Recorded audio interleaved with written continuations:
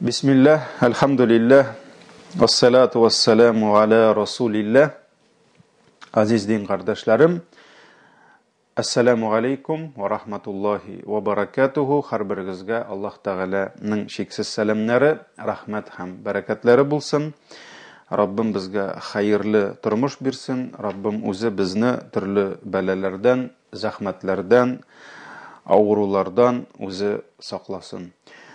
Ahiret derslerini devam etemiz. Hem biz sizin bilen uzgan derste, uzgan düşenbe günü Allah Teala özünün bendelerine hesap kılganda nindi kaidelerge nigizlenip, nindi kıymetlerge nigizlenip hesap kılacak diyen soru koyduk. Hem şuna cevaplarımızı izley başladık. Hem bugün devam etemiz. Bizning alдағы nigiz Allah Teala nersege nigizlenip tayanıp hesap kıla deganni alдағы nigizimiz bizning kıyamet gününde kişilerinin dünyalıkta kılgan gamelleri izgilik bulsa ul gameller orta. Şonkür Allah Teala ul rahmetli ul bizge ko'rsata. Nişik adam balası kay vakit dünyada kichkinagina bir izgi gamel kılgan, ama Allah rahimli ul gamelni arttırıp bizge ecir savabın nasip ete. Günahka kilgende Allah Teala gadil. Bunda Allah rahmetli ul bizge arttırıp bire. Günahka kilgende Allah günahını arttırmay. Ul adam balası köp mü günah kılsa şunun kaderingine bire. Yani bunda Allah Rabbimiz gadil. Mine şulay tırıp Allah Teala özünün bendelerine bulgan rahim şefkatin kursete. Tağabun suresi 17. ayet. Rabbimiz Allah ayta in tuqridullaha qardan hasana. Eğer de siz Allah Teala'ga anın için nindidir bir izgi gamelni kılsağız, anın için kılıp koysağız, yani Allah'a şuşu gameligizni tapşırsağız, ol indi qardun ejet degen kebek, yani Rus etkende zayom bula. Zayom bula. Sen vzayım Allah Teala'ga birip koyasın. Bu gamelingni Allah anı saklay, hem nişli kıyamet gününde Allah Teala'nı arttırıp qaytara. In tuqridullaha qardan hasanan, eğer de Allah'a birip tursağız bir hayırlı işigizni, yuda'ifhu lakum ve yaghfir lakum. Allah Teala sizge ul kılgan gameligizni arttırıp qaytarırdı. Mesela kişi bitindi aytik bankka haram bulsa da kişi bankka arttırу niyeti bilen, процент alу niyeti bilen akşa sala. Яки başka жерге. Hem köpmüdür vakittan soň аңа ул акчасын arttırgan rəvişdə, kubeytken rəvişdə qaytarırlar dip ümitlene. Mine şunun kebek Allah Teala'ga da biz izgi gamelimizni kılabız iken ul sadaka biru bulanma, ul başka nindidir gamellermi? Biz anı Allah'a birebiz, şuşu birip turabız kebek, zayım kebek. Hem günlerden bir günni, o kıyamet gününde Allah bizge şuşu gamelimizni qaytarıp bire köp mertebeler arttırgan halde. Şokra yudaifu lakum, olanı sizge arttırıp qaytarırdı. Ve yaghfir lakum, hem sizni kişirirdi. Bu Tağabun suresi 17. ayet. Hem ahırda nersedi? Wallahu şakurun halimdi. Allah rahmetlidi. Mine biz bitindi Müslümanlar rahmetli bulurga tiyiş deybiz. Şükür etirge tiyiş deybiz. Sena kimdir izgilik kılayken, sen аңа rahmetli bulurga izgilik bile qaytarga tiyiş deybiz. Mine rahmetli bulu en ilik Allah'ın sıfatı. Eğer de sen Allah için kimgedir yaxşılık kılsan, ol kişi sana rahmet etmese de Allah Rabbin rahmet ete. Hem Allah'ın rahmeti ol senin gamelin kibikine bulmay. Ol anı kupke arttırıp qaytara. Şokra vallahu şakurdi. Halimdi. Kim degende kişinin bir izgiligi 10 mertebege tapqırlana. 10 mertebege artıp qayta. Şuna göre Allah Teala En'am suresinin 160. ayetinde ayta. Kimde kim bir izgilik bilen kilsedi, şuşu izgiligine 10 mertebe artık cezasını alırdı. Yani ecrin 10 mertebege arttırıp alırdı. Demek, eğer de bir izgilik, yani mine köp kişi anlamay, nerse ol savap. Савап. Савап бит инде ул кемдер аны акчалата күз алдына китерәме, социализм чорында бит инде әле сугыштан соң бит колхозда эшләүчеләргә таяк язганнар, акча урынына менә кемдер шулай күз алдына китерә безнең халык. Савап ул бер изгелек, бер савап кебек килеп чыга. Ягъни синең кылган изгелегең изгелек дип языла. Ләкин ни өчен Аллаһ савапларын арттыра? Чөнки ул аны 10 изгелек дип яза. Һәм шуннан да син bir кешегә барып bir яхшылык кылсаң, син әйтерсең лә ул кешегә барып 10 яхшылык кылган кебек әҗр аласың. Бу Аллаһның рәхмәте. Шуңа күрә нәрсә ди? Кем bir изгелек белән килсә, 10 мәртәбә арткан хәлендә алыр ди. Әнғам сүрәсе 160-нчы аят. Шул ук вакытта гынахлы гамәлләргә кайтсак, монда Аллаһ гадел. Монда Аллаһ гадел, аның явызлыгы шул килеш кала. Шул ук Әнғам сүрәсенең 160-нчы аятында Аллаһ нәрсә ди? Кем явызлык белән килсә, нинди явызлык кылса, шуны гына ала ди. Ягъни Аллаһ Тәгалә бер явызлык кылганны 2 тапкыр арттырып, 3 тапкыр арттырып язмый. Күпме кылсаң, шуның кадәр генә яза. Әле бик күп кешегә кичерә дә. Менә бу Аллаһның монда рәхмәтле булуы, изгелекләр мәсьәләсендә, монда гадел булуы. Әйдәгез берничә хадискә кайтабыз. Әбу Зар радиллаһу анһу риваят кыла, сөйкле пәйгамбәребез саллаллаһу алейхи ва саллям безгә Раббыбызның сүзләрен ирештирде ди. Ягъни хадисләр белә без алар бүленә. Бар хадис нәбәви, сөйкле пәйгамбәребез мәгънәсен Аллаһтан алып, үз теле белән, үз сүзе белән әйткән хадисләр бар. Бар әле хадисләр Аллаһның илчесе Аллаһы Тәгаләдән нинди рәвештә ишетсә, Аллаһның сүзләрен шулай безгә ирештирде. Ләкин бу Кур'ан аяты түгел. Булар кутси хадисләр. Димәк, менә бу кутси хадистә Пәйгамбәр саллаллаһу алейһи ва сәллям әйткән. Аллаһ Тәгалә әйтте ди. Һәрбер изгелек өчен әҗр савап 10 мәртәбәгә яки тагын да күбрәккә артыр ди. Явызлык өчен гынах ди. Шул килеш калыр ди. Әле мин аны гафуда итәргә мөмкинмен ди. Ягъни монда Аллаһ Тәгалә арттыра 10 тагын да күбрәккә, әле ансы турында сөйләшербез. Монда Аллаһ гадел, ул өстәми, арттырмый. Әле нәрсә? Бик күп гынахларны бөтенләй язмаска да мөмкин, язганнан соң сөртергә дә мөмкин, чөнки ул гафу итә.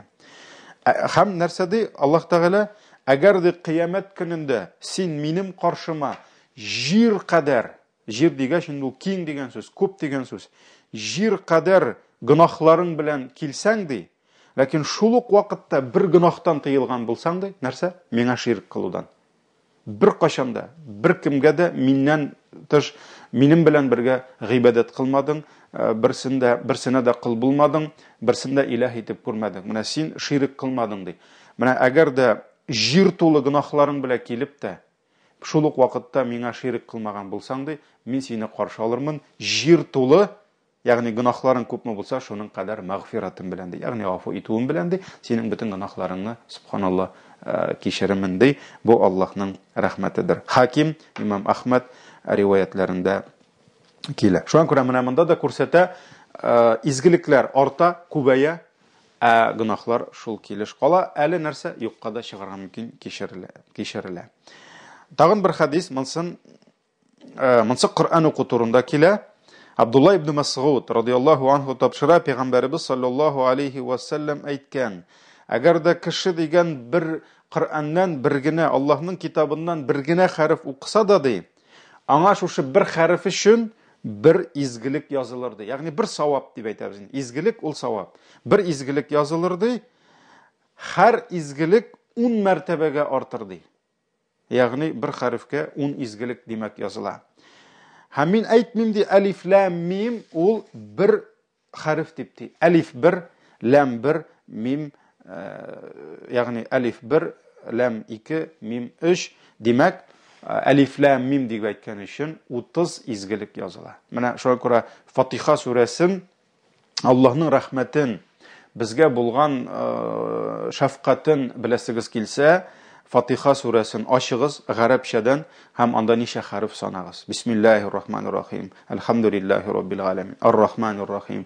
Аллаһ Тәгалә безгә бер хәреф өчен, һәр хәрефе өчен яза әҗр 10 мәртәбә арттырып.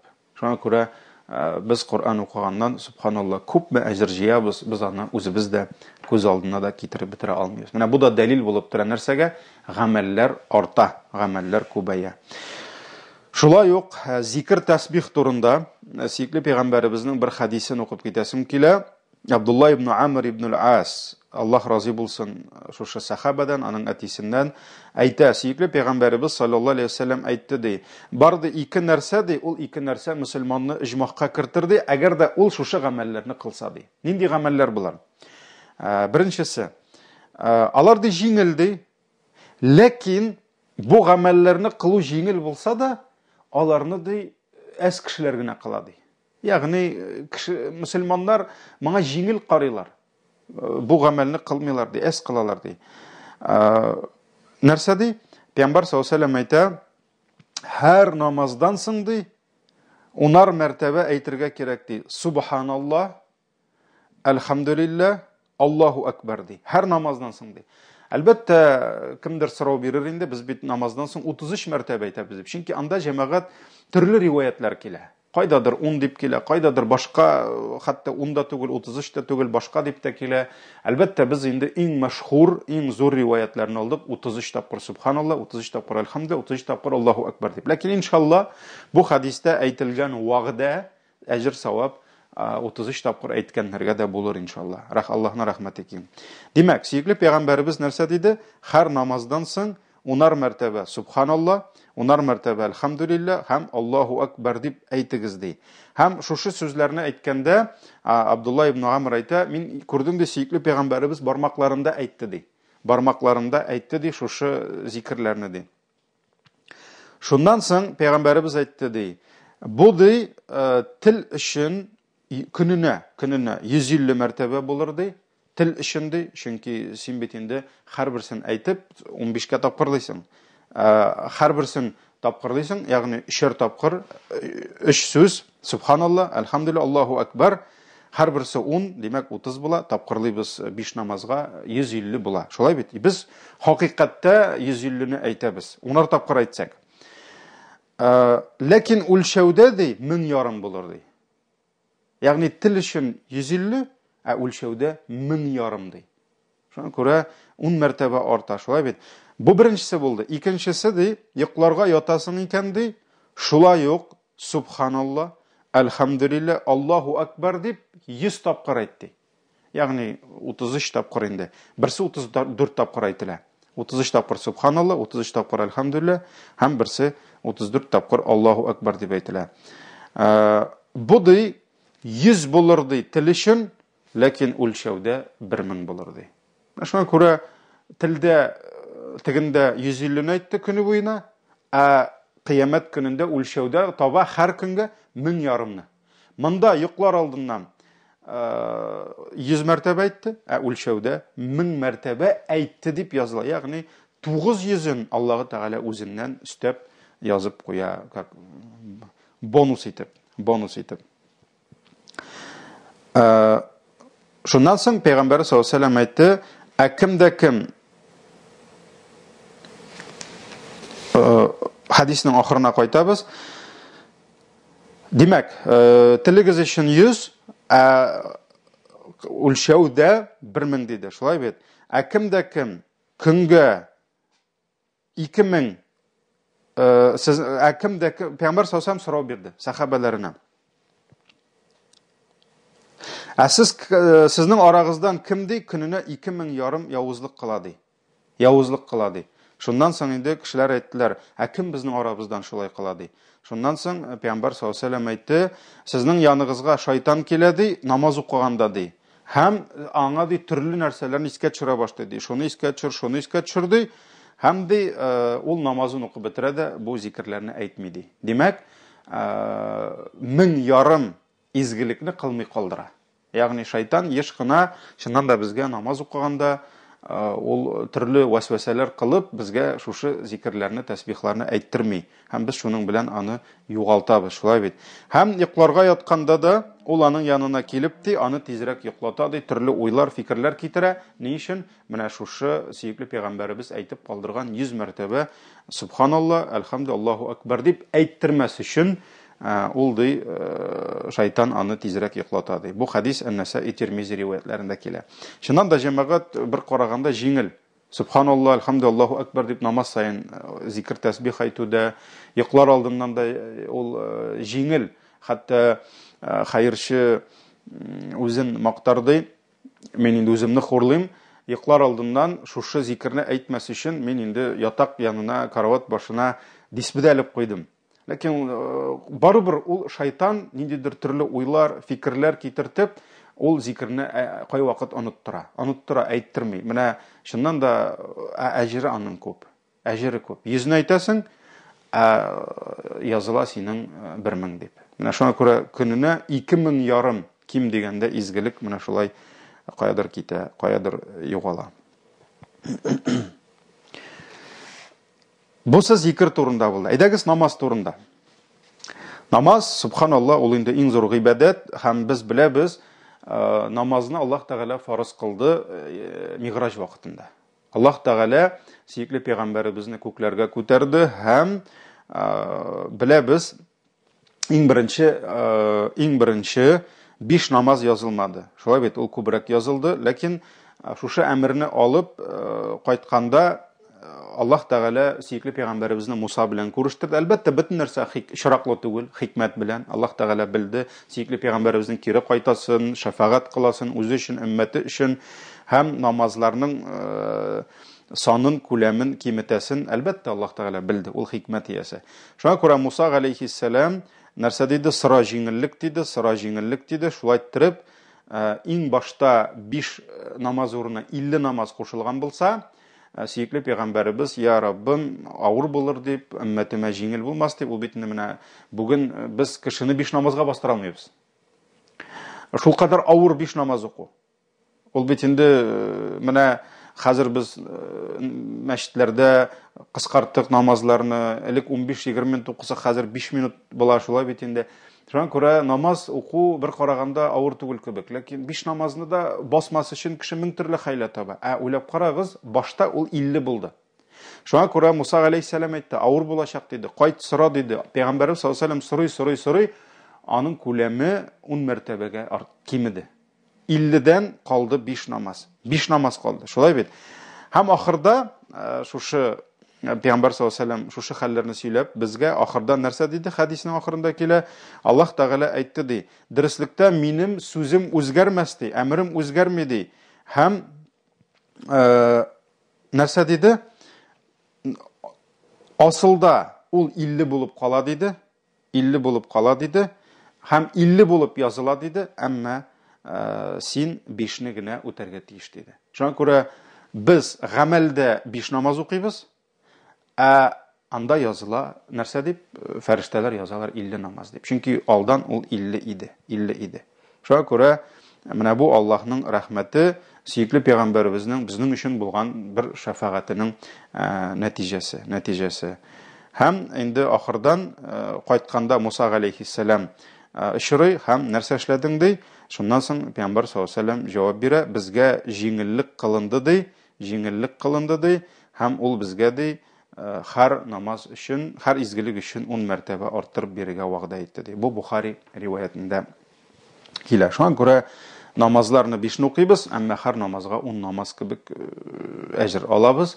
Беләбез, җәмәгать намазы, әле тагын пәйгамбәребезнең сөннәтендә намазның савабын арттырырга бик күп сәбәпләр бар. Мәсәлән, беләбез, син шул ук намазыңны инде Раббым насыйп итсен, бу эпидемиялардан, зәхмәтләрдән котылып, яңадан җәмәгать намазларына рәхәтләнеп, иркенләп йөрергә. Амин. Шул ук ир кеше, шул ук намазын өйдә укыганчы барып җәмәгатькә укый икән, 27 мәртәбә артык савап ала. Ягъни ул укыды берне, әмма языла 27. Менә монда тагын бер рәхмәте. Шулай бит. Әгәр дә шул ук намазны укый икән, әйтик, Мәдинәдә, сөекле пәйгамбәребезнең мәчетендә укыды бер намаз, алды 500 намаз әҗре. Шул ук намазны укый икән Мәккәдә, Кәгъбәтулла янында, укыды 2 рәкъәгать намаз, язылды 200 мең рәкъәгать намаз дип. Ягъни кеше асылда гамәлне кыла кичкенә генә, әмма әҗр савабын ала, карагыз, күпме мәртәбәләргә арттырылып. Шуңа күрә Аллаһның рәхмәте дөньялыкта кылган гамәлләребезне ахирәттә иншалла Аллаһның рәхмәте белән күп мәртәбәләр арттырылган рәвештә табуыбыз бар иншалла. Өметебез бар. Алга таба гомум изгелекләргә килгәндә без сезнең белән әйттек, менә монда сүз бара иде 10 мәртәбә дип. Шулай бит, ләкин 10 гына түгел, әйтик, лимит дип әйтик инде, гамәлләргә куелган 10ннан алып 700-гә кадәр. Аллаһның рәхмәте синең кылган гамәлеңне, кылган тырышлыгың, кылган ихласлыгың сәбәпле Аллаһ Тәгалә синең 10ннан башлап 700-гә кадәр арттырырга мөмкин. Ягъни син гамәлне кылдың берне, садаканы бирдең 100 сум, Аллаһ аны 700 мәртәбәгә тапкырлап сиңа шул рәвештә әҗрен бирә. Моңа дәлил Бакара сүрәсе 261 аят. Аллаһ Тәгалә әйтте: "Мәсәлул лазина юнфикуна амвалахум фи сабилиллаһи камәсәли хабба." Аллаһ юлында үзләренең байлыкларын сарыф итүчеләр, садака итүчеләр, монда закат түләүчеләр дә, садака бирүчеләр дә керә. Аларның мисалы ди, алар ул бөртек кебек ди. Менә кичкенә генә. Хәтта Аллаһ шундый мисал китерде, ул кичкенә бөртек, зернышко була бит инде, ул бодаймы, арпа бөртегеме, арышмы, айырма юк. Менә шушы бер бөртекне җиргә утырткач, ул бөртектән нәрсә чыга? Башак чыга. Колос. Беләбез, башак эчендә инде бөртекләр күп була. Һәм Аллаһы Тәгаләнең менә шушы биргән башагында нәрсә? Әмбәтәт сәб'a санабил ди. Ул бөртекте 7 башак чыгарды ди, берне түгел ди. Һәм һәр башакта 100 бөртек булды ди. Димәк, бер бөртектән чыкты 7 башак, һәр башакта 100 бөртек килеп чыга нәрсә? 700 бөртек ди. Валлаху юдаифу лиман яша. Аллаһ ди, шулай иттереп, кемгә тели, күпме тели арттыра ди. Валлаху васигун галим. Һәм Аллаһ һәр нәрсәне дә биләп, кылачлап алучы һәм белүче ди. Белә ул, кемнең нинди ихласлык белән, кемнең нинди тырышлык белән кылган. Шуңа күрә асылда кешеләр, мәсәлән, 2 кеше 100 сум садака бирергә мөмкин, каядыр кемгәдер бер төрле ярдәм итәргә мөмкин, әмма аларның тырышлыгы, аларның халәте, ситуациясына карап, бәлки кемгәдер авыррак булгандыр ул садакасын бирү, кемгәдер җиңелрәк, кемдер ихласрак булгандыр, кемдергәдер рия кергәндер. Шуңа күрә аларның асылда җир белән күк арасы булырга мөмкин әҗр саваплары. Шуңа күрә Аллаһ Тәгалә кемгә тели шуңа арттырып бирүче. Шулай ук хадистә дә килә, Аллаһ юлында сарыф ителгән һәр бер дирхәм ди 700 мәртәбә арттырылыр ди. Аллаһ юлында, ләкин яки хаҗ юлында дип килә инде, ул 700 мәртәбәгә арттырылыр дип Ибн Габбастан да хадис килә. Шундый хадис килә. Шулай ук мондый рәвештә хадисләр бар төрле хайваннар белән. Чөнки, мәсәлән, Пәйгамбәрбез саллаллаһу алейһи ва саллям хәрби ниндидер гаскәре белән сәфәргә чыкканда аңа гаскәрне тупларга кирәк иде. Атлар җитми, корал җитми, яки мәсәлән дияләр җитми. Шуңа күрә кемнеңдер каяндыр абзарындагы дияне җигеп алып килүе ул Пәйгамбәр саллаллаһу алейһи ва саллямга дингә кирәк иде. Шуңа күрә андый шыраклар күп булды. Һәм Пәйгамбәрбез саллаллаһу алейһи ва саллям, мәсәлән, Абдулла ибн Мас'уд тапшыра бер вакыт ди Пәйгамбәрбез саллаллаһу алейһи ва саллямга ди Аллаһ юлында бүләк итеп ди җигелгән, ягъни иярләре, авызлыклары кидертелгән әзер дияне алып килде бер кеше ди. Шуннан соң Пәйгамбәр саллаллаһу алейһи ва саллямга бирде ди. Пәйгамбәр саллаллаһу алейһи ва саллям әйтте ди, кыямәт көнендә ди, син шушы дияң өчен 700 инде җигелгән, авызлыклары кидертелгән, йөгәннәре кидертелгән 700 дияне җитәкләп алып киләсең ди. Алып киләчәксең ди. Ягъни бер дия алып килде, Аллаһ аңа 700 мәртәбә арттырып бирде. Икенче бер хадистә шуның өчен 700-ны Аллаһ сиңа бирер ди, 700 дия белән кайтарып бирер кыямәт көнендә дип әйтте. Менә бу инде Аллаһ юлында садака бирүнең нинди бәрәкәте, нинди әҗре турында хадислар булды.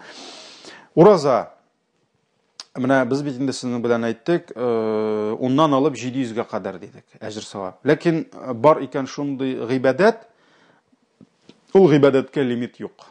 Бөтенләй. Ягъни ул хәтта 700 белән дә нәрсә шикләнми, Аллаһ үзе генә белә күпме әҗр бирә. Менә шушы гамәлләрнең берсе ураза. Ураза. Абу Хурайра радиаллаху анху тапшыра, Пәйгамбәрбез саллаллаху алейхи ва саллям әйтте.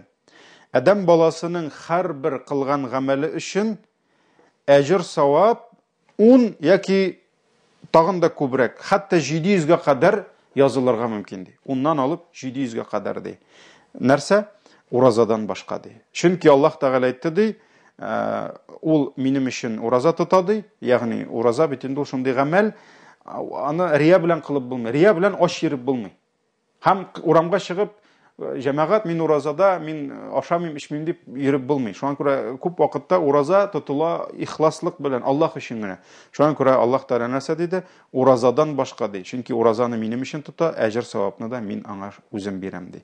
Шуңа күрә уразаның әҗре, савабы ул артырга мөмкин без белмәгән күләмдә. Без белмәгән күләмдә. Ни өчен шулай? Чөнки галимнәребез әйтә, менә монда алар ике гыйбадәтне бәйлиләр, сабырлык гыйбадәтен. Коръәни Кәримдә шундый аят бар, ул Зумара сурәсе 10-нчы аят. Аллаһ Тәгалә әйтә: "Иннама юваффас-сабируна аҗрахум бигайри хисаб." Дөрестлектә сабыр итүчеләргә генә ди. Аллаһ Тәгалә шикли, башкаларга юк андый ди. Сабыр итүчеләргә генә әҗр савап хисапсыз язылыр ди. Ягъни юк, 700 белән чикләнми. Анда 1000, миллион, Аллаһ белүче. Һәм галимнәребез менә бу уразаны да сабырлык белән бәйлиләр. Ни өчен? Чөнки ураза ул сабырлык. Нәфесең әйтә аша ди, ә син ашамыйсың. Нәфесең әйтә эш ди, ә син сабыр итәсең. Нәфесеңә үз өлешен бирмисең. Каядыр кемдер синең белән әрләшә, ачуланыша, син уразада, син әйтәсең: "Юк, мин әрләшмим, мин уразада" дисең. Ягъни тыеласың. Шуңа күрә сабырлык. Ә сабырлыкның савабы ул чыннан да шиксез. Чыннан да шиксез. Шуңа күрә Аллаһ Тәгалә күп урында, күп җирдә безне сабырлыкка чакыра. Сабырлыкның саваплары күп булыр дип әйтә. Мәсәлән, Бакара сүрәсе 155-нче, 157-нче аятлары. Аллаһ Тәгалә әйтә: "Ва ланаблуаннакум" ди. Һич шиксез без аларны сынаячакбыз. Аллаһ Тәгалә тормышта безгә төрле авырлыклар бирәчәк. Нинди авырлыклар? Бишәй иминал хауф. Аларга күңелләренә хауф, ягъни борчу салып ди. Ягъни менә кичә юк иде эпидемия дөньяда, вирус юк иде, бөтенебез тынычлап яшады. Ә хәзер бераз гына аңлый башладык. Аха, тегендә дә кешеләр үлә, монда әле без аны аңламыйбыз. Әле безгә ул андый рәвештә килеп җитмәде. Алла сакласын. Менә бүген Америкада нәрсә бара, Европада. Шуңа күрә Аллаһ нәрсә ди? Күңел тынгысызлык бирермен ди. Тынычлыгыгызны алырмын ди. Вал-җу, ачлык бирермен ди. Ва нақсим минал амвали вал анфуси ват самарат. Мал мөлкәтләрегезне киметердем ди. Саулык, сәламәтлекләрегезне киметермен ди. Җиләк җимешләрегезне киметермен ди. Ва башширис сабирин. Ләкин ахырдан нәрсә ди? Кемнәр сабыр итте, аларны сөендер ди. Сөендер, аларга зур сөенеш ди. Чөнки моның кадәр сабыр итсәң, Аллаһ сиңа әҗрен моның кадәр бирә. Күпкә арттырып бирә. Һәм аллазина ида асабатхум мусибатун калу, кашан аларга төрле авырлыклар килсә, алар әйтәләр ди, зарланмыйлар. Нигә миңа Аллаһ миңа гына бирә? Нәрсә эшләдем? Нигә алай? Юк, алар әйтәләр ди, инна лиллаһи. Без бит Аллаһтан. Без Аллаһныкы, ва инна илейһи раҗиун. Бөтенебез дә Аллаһка кайтабыз ди. Шуңа күрә кеше үлгәч тә, туганнар үлгәч тә без шушы сүзне әйтәбез. Инна лиллаһи ва инна илейһи раҗиун. Аллаһыдан килдек, Аллаһныкы һәм аңа кайтабыз ди. Һәм менә кемнәр шушылай сабыр иттеләр, шушылай иттереп, шушындый изге сүзләр белән кабул итәләр, улайка алейһим салавату мир раббихим. Аллаһ Тәгалә әйтә, аларга ди Раббыларыннан салават ди. Салават, Раббылары аларга бәрәкәт бирә. Аларның исемнәрен аты фәрештәләре каршында ва рахма, һәм Аллаһның аларга рәхмәте ди. Ва улайка хумул мухтадун. Менә алар туры юлдан баручылар ди. Бакара сүрәсе 155-157.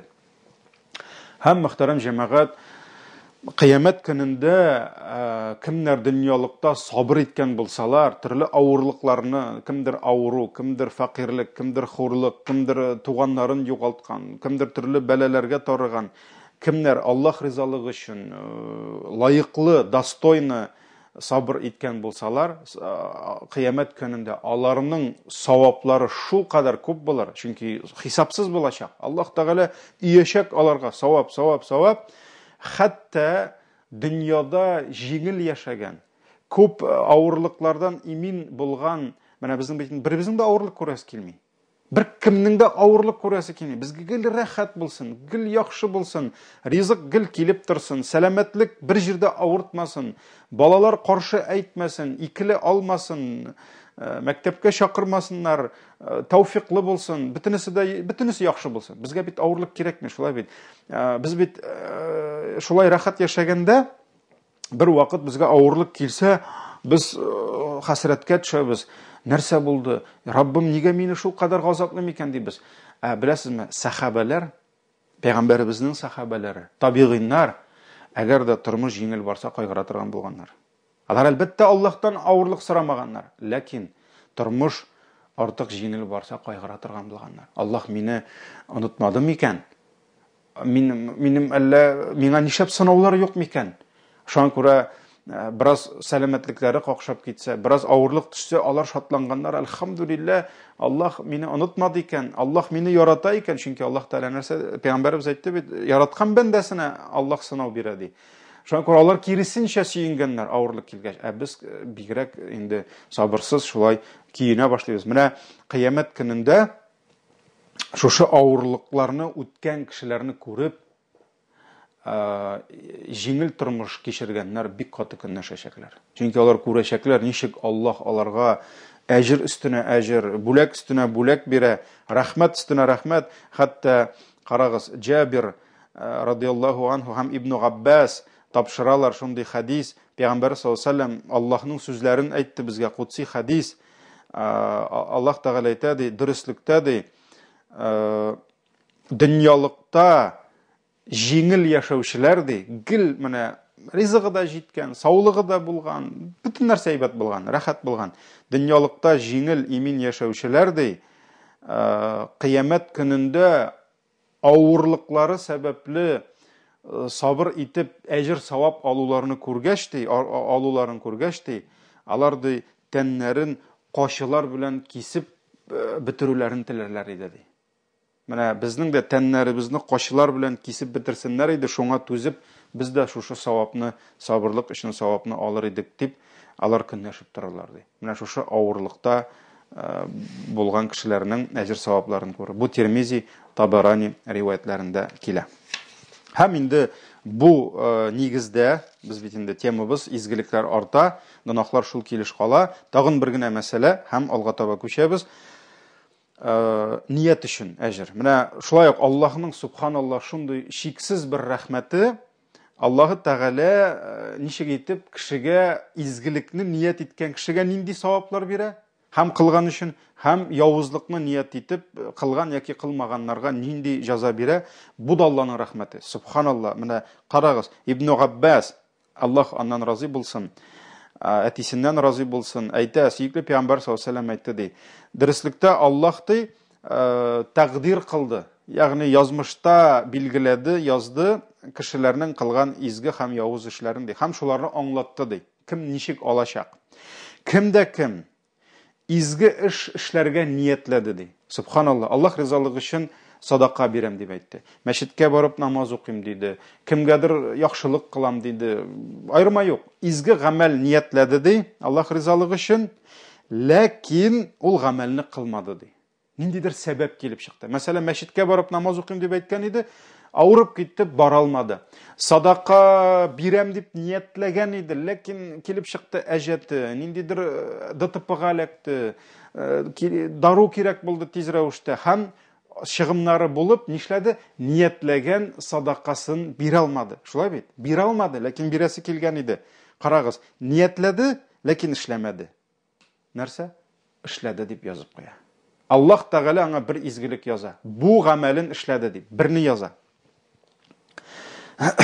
Әгәр дә алга таба кеше изгелек кылырга ниятләде, һәм ул изгелеген кылды, әлхәмдүлилләh, Аллаһ ярдәм итте, мәчетенә барды, садакасын бирде, кемгәдер яхшылык кылам иде дип ниятләгән иде, кылды.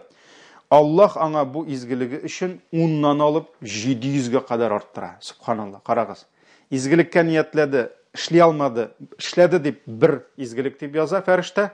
Аллаһның әмере белән изгелеккә ниятләде һәм эшләде, ахырына җиткерде, 10-нан алып 700-гә кадәр арта. Аллаһның рәхмәте, бонус. Әйдәгез күчәбез явызлыкларга. Peygamber sallallahu aleyhi ve sellem aytdı. Kimde kim yavuzluk kılırga niyetledi, lekin kılmadı. Mesela aytik gıybet söylüyor. Gıybet söylüsü kildi, niyetledi, kılam dedi, lekin iske düştü, doktalı. Gıybet söylüyor, günah bit ol. Günah bit ol. Ayda min gıybetimni söylemeyim dedi. Mesela kimdir barıp başka birovning malına kul suzmakçı buldu. Mesela uğurlaşmakçı buldu. Lekin ahırdan işledi, uylandı. Doktalı, bu bit adilsizlik, bu bit dürüst değil. Min bit günah işleyim deyip Allah'tan korkup nişledi, günahını işlemedi. Eğer de aldığı izgiliklerge karata, kagidege kaytsak nişlep. Ayda Allah Teala bit izgilikni niyetlep de kılmasan, barı bir kıldı deyip yazar. Ayda yavuzlukla niyetledin bit. Barı yazsın yavuzluk işledi deyip. Yok. Allah Teala yavuzlukni niyetlep de, yavuz işke niyet kılıp da, sonundan Allah'dan korkup işlemegen için bu izgilik kıldı deyip yazıp koya. Karagız Allah'ın rahmeti. Tiginde kılmasa da izgiligin kıldı deyip, amında niyetledi, lekin to'xtadı. Şunun için nerse izgilik, ul günahtan to'xtadı deyip yazıp koya. Eğer de niyetlep yavuzluğun kılsa, şundan da bardı, aldı, nersedir işledi, gaybetini söyledi. Bir yavuzluk ittirip Allah Teala yazar. Şuna göre mine aldığı sözüme kaytam indi. İzgilikler meselesinde Allah rahmetli. Ol bire. Yavuzluklarımız, günahlarımız meselesinde Allah adil. Ol artığın bizge birmeyi. Bu hadis Bukhari rivayetinde kele. Şuna göre Allah Teala nersege nigizlenip hesap kıla, ölçevge sala. Ol bizning izgiliklerimizni ko'p mertebeler arttıra, yavuzluklarimizni şul rövüşte kaldıra, eli köpüsün kişirede. Hem alga taba yavuz işlerini Allah Teala izgi işlerge alıştıra. Bizning alдағы prinsip deb aytamiz endi, qoida. Allah'ın rahmeti şul kadar şiksizdir o'zining bandalarına qarata. Allah kıyamet gününde kişilerinin dünyalıkta kılgan bik köp yavuz işlerini alıştıra. Nersege? İzgi ameller bilen alıştıra. Ebu Zar radıyallahu anhu tapşıra Peygamberimiz sallallahu aleyhi ve sellem aytdı. Dürüstlükte min bilemdi. Cennetke, yani cennet ahillerinden kim cennetke en songa kiradi? Hem cehennemden kim songa çıgadı? Min alarını bilemdi. Hem bu şunday kişi bulurdu. Anı kıyamet gününde getirirlerdi.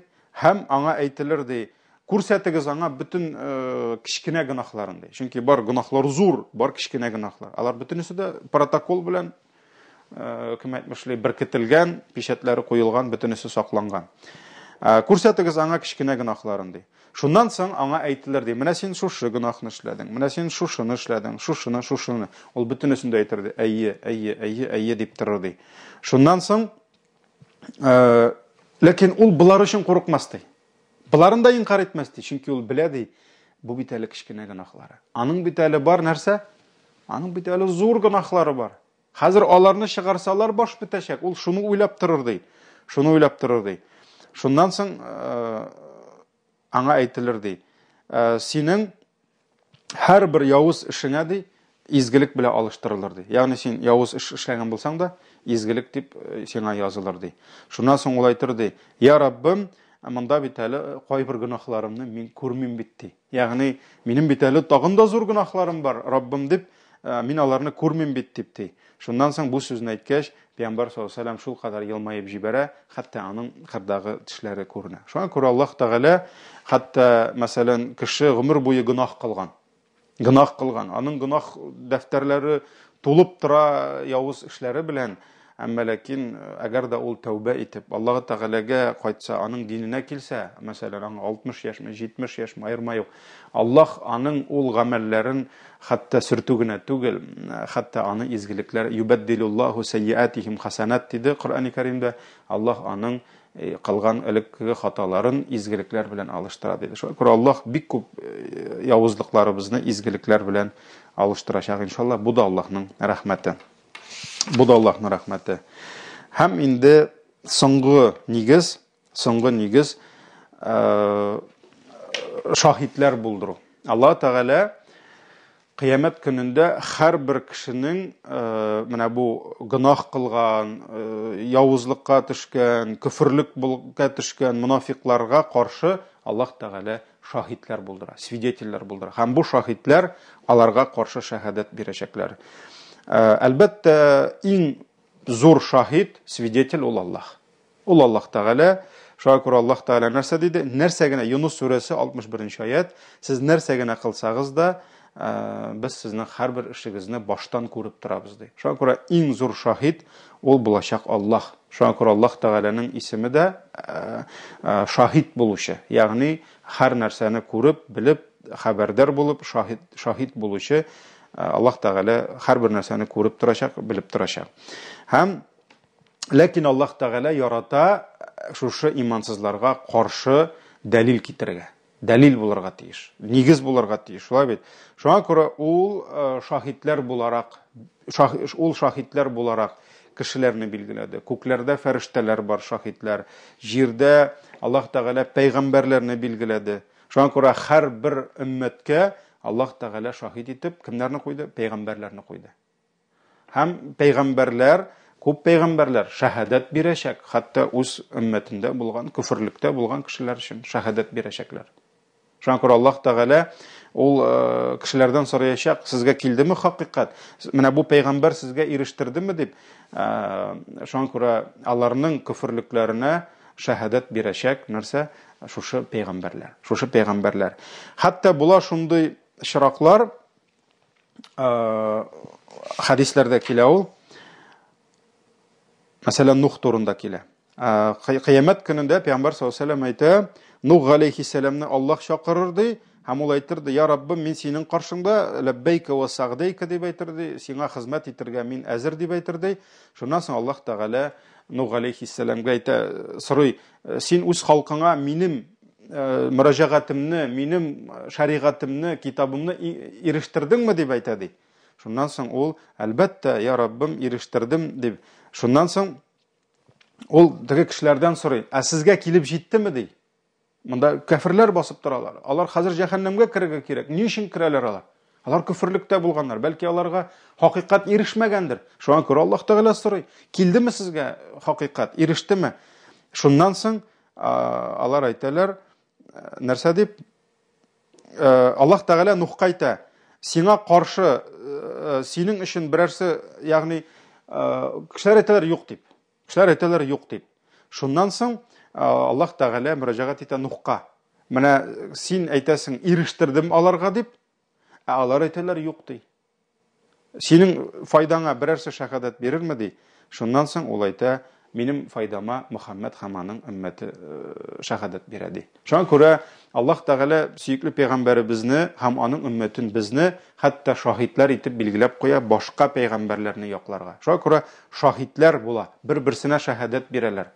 Ягъни пәйгамбәрләр үз халкына дагы күферләргә каршы шаһадат бирәчәк. Пәйгамбәр саллаллаһу алейһи ва сәллям юк, алар ирештерделәр дип пәйгамбәрләрне яклаячак. Шулай бит инде. Хәтта без дә яклаячакбыз. Кемдер әйтер: "Без каян беләбез? Нух ирештердеме, анда Муса ирештердеме" дип. Хадистә килә, инде каян белерләр алар дигәч, без пәйгамбәребезне ишеттек, пәйгамбәребез безгә ирештерде дип әйтте, без аңа ышандык дип әйтәчәкләр инде. Шуңа күрә менә кешеләр дә шаһадат бирәчәк.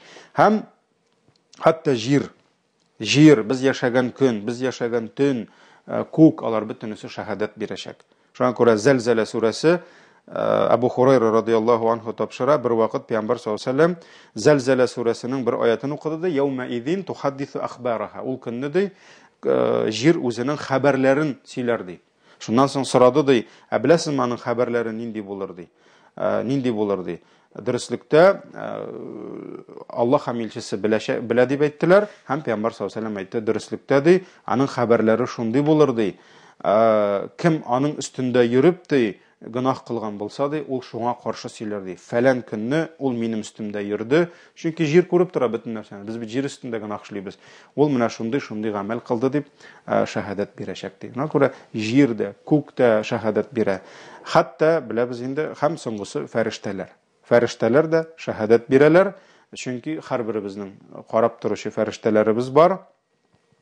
Аллаһ Тәгалә Каф сүрәсе 21-нче аятта әйтә: "Ва джаат куллу нафсин ма'аха саиқун ва шахид." Кыямат көнендә ди, һәрбер җан иясе, һәрбер кешене ди, җәһәннәмгә куып баручы фәрештә булачак һәм шахид булачак ди. Ягъни аның кайда, нәрсә, нинди күфрлек кылган, нинди гынах кылган, бөтенесен күреп торган фәрештә булачак ди, һәм фәрештәләр шаһадат бирәчәк. Һәм инде әгәр дә кеше инде пәрмәпәр килеп, юк, мин эшләмәдем, мин кылмадым, мин ул эштә булмадым дип әйтә икән, без аның турында сөйләштек инде, кешенең тәне үзе шаһадат бирәчәк. Аның теле сөйләячәк, аның күзе, аягы, кулы аңа каршы шаһадат бирәчәк. Шуңа күрә менә бер нигез кыямат көнендә шушы хисап кылганда Аллаһ Тәгалә китерәчәк шаһидләрне шушы кафирләргә, имансызларга карата. Менә бүгенге безнең темабыз тамам. Иншалла, Раббим Аллаһ инде безгә кыямат көнендә булачак хисапларыбызны җиңел кылса иде, һәм алдагы безнең дәресебезнең темасы башлыйбыз. Инде ул да шулай ук кичкенә тема түгел. Берничә дәресне алыр дип уйлыйм. Нәрсә турында Аллаһ сораячак? Нәрсәләр турында без кыямат көнендә соралачакбыз? Беренче нәрсә турында сорый, аннан нәрсә турында, нәрсәдән башлый, нәрсә белән дәвам итә? Кем ничек җавап бирәчәк, шулар турында соралачакбыз. Раббим инде үзе җиңеллек бирсен. Субханакаллаһумма бихамдик, ашһаду ан ла илаха илля ант, астагфирука ва атубу илейк. Исән имин булыгыз. Аллаһның рәхмәтендә булыгыз. Саламу алейкум ва рахматуллаһи ва баракатуху.